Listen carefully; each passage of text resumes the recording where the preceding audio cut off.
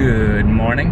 I am on my way to Old Furnace State Park in Killingly, one of my favorite spots in the quiet corner of Connecticut.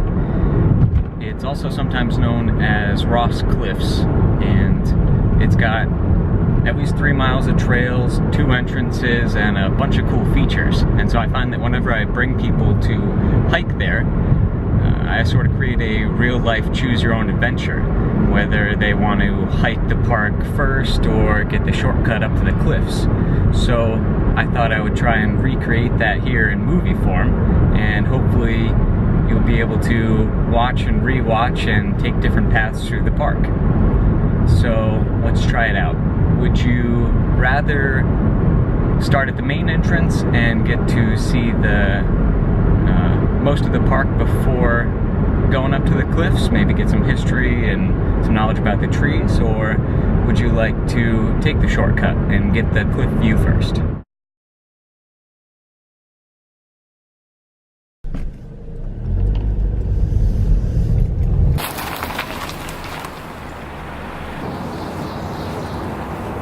Welcome to the main entrance of Old Furnace State Park. It is run through volunteer work between the Connecticut Forest and Park Association and the Killingly Conservation Commission. We start off downhill towards Fall Brook, passing through an old picnic area. It was a popular spot for town picnics in the late 1800s.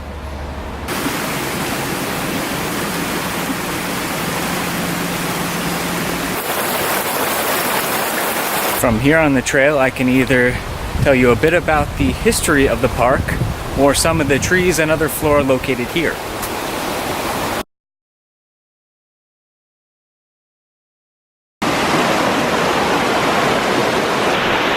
Behind me you can see the falls that would have powered the furnace and what makes it named Fall Brook. Like the rest of colonial New England, waterways were used to power grist mills, cotton mills, and in this case, the furnace. The namesake of the park was built by Caleb Fenner in 1831. While many of the remains were removed in the landscaping when this became a state park, at least we have some clues as to where the furnace was located. A forge and furnace operated here through the late 1840s until the railroad came through nearby Danielson, and the furnace moved to that location. Likely to somewhere near here on Furnace Street. Flash forward to 1909 when the then owner William Pike decided to sell the old furnace property to the town of Killingly for a town park.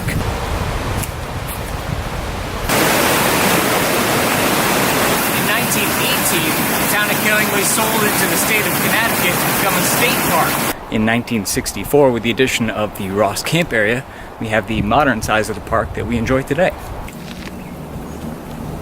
From here on the trail, you have the option to take the lower half around a half-hill pond, or the upper, which is more of a direct route to the cliffs. The most notable tree throughout the year is the Canadian or Eastern hemlock, of which you can see a pretty imposing example of here. Unfortunately, they have a damaging non-native insect called the hemlock woolly adelgid that is hurting populations in the state. Normally we would see a lot of cattails and water lilies. Several invasive species have colonized the ponds here, including phragmites and purple loosestrife that are crowding out the native species. I was hoping to find some cowslips, but I think it's too dry up here, or some lady slippers, but I think it's too early in the year, so instead we've got princess pine, some tiny mountain laurel, little maples, and some kind of ivy maybe as ground cover.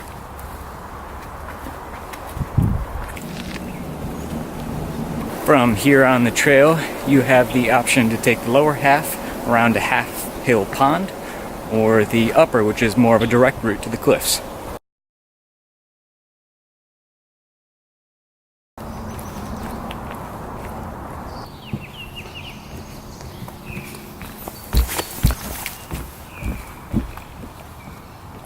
Here we passed through some mountain laurel, which should be in full bloom in about a month. So I'll have to come back then, try and catch it.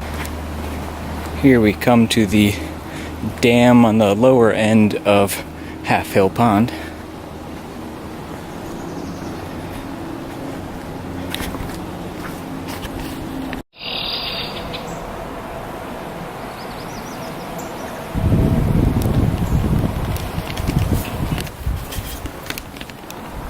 Those are the cliffs that we're heading for. It's about time we got there, don't you think?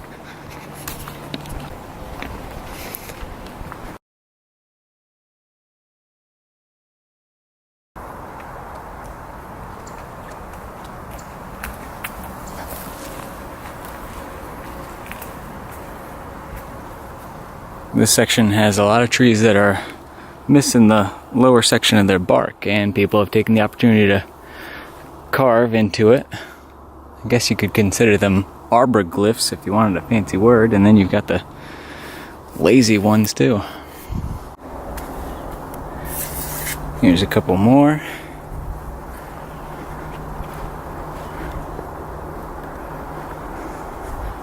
Not my cup of tea though.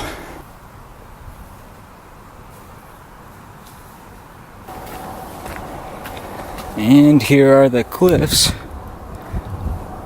Oh no, wait, that's not right. Let's get to them.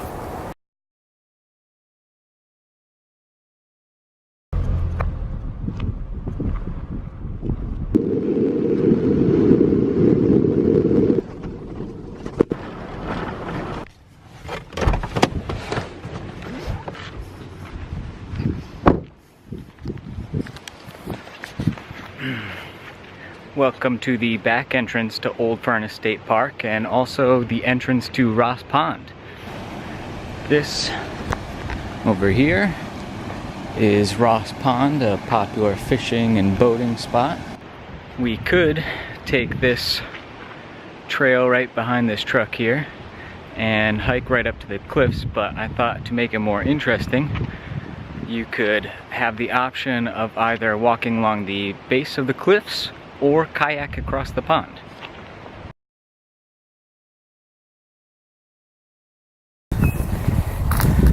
Now I know what you're thinking, Matt, you don't have a kayak, but I actually do. And I thought, what better use than on a small pond like this?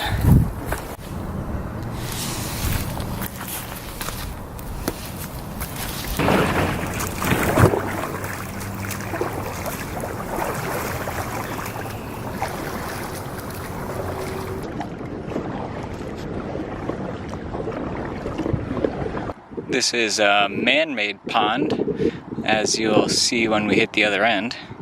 Up there is where we're headed.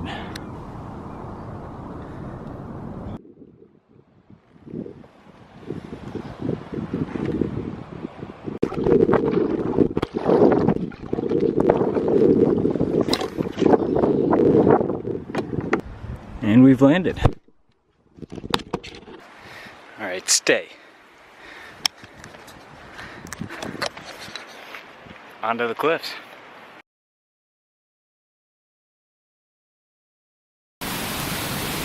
We'll head off through the boulder field here to the base of the cliffs.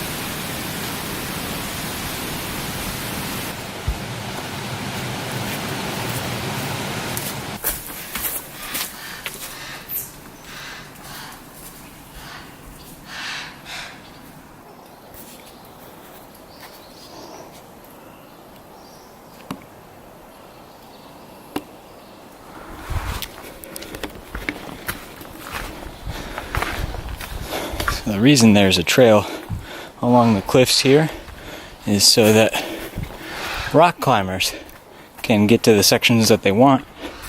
This is actually a sort of well-known spot for climbing in Connecticut.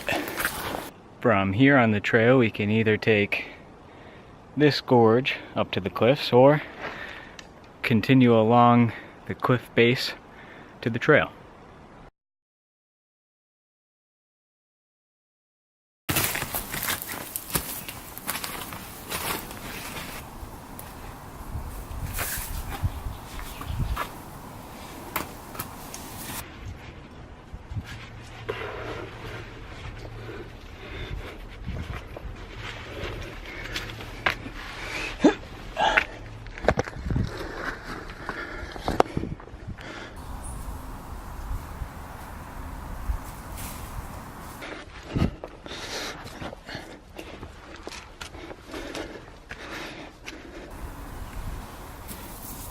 I wouldn't really recommend it. Onto the cliffs.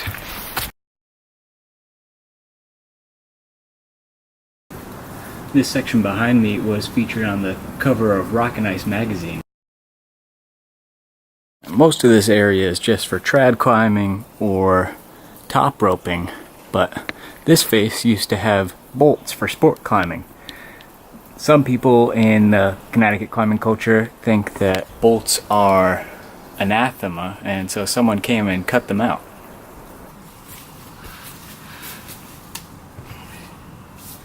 This is my favorite tree in the park. Usually when I take people this way, I get a picture with this view and these results. Not too bad, right?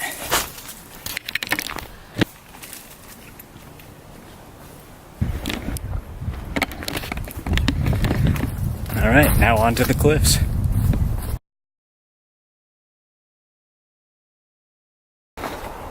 You'll pass several smaller cliff thrusts on your way, but I'll let you explore those for yourself.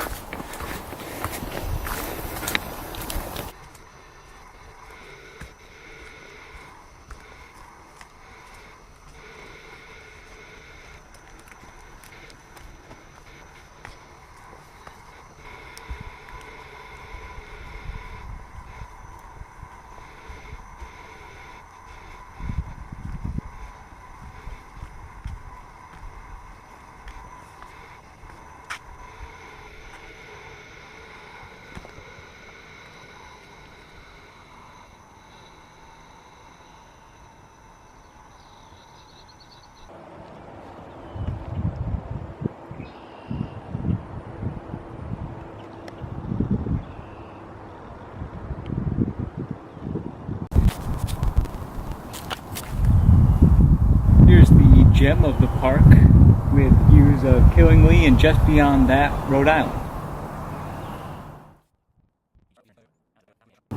Now, as a bonus, would you rather see an aerial shot or explore an underground tunnel?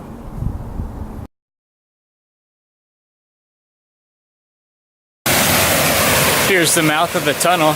Let's check it out.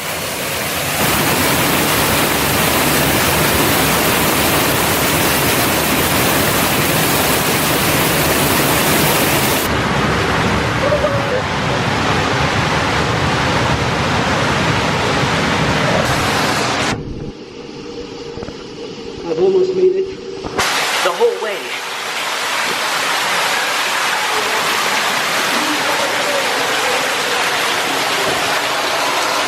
I made it.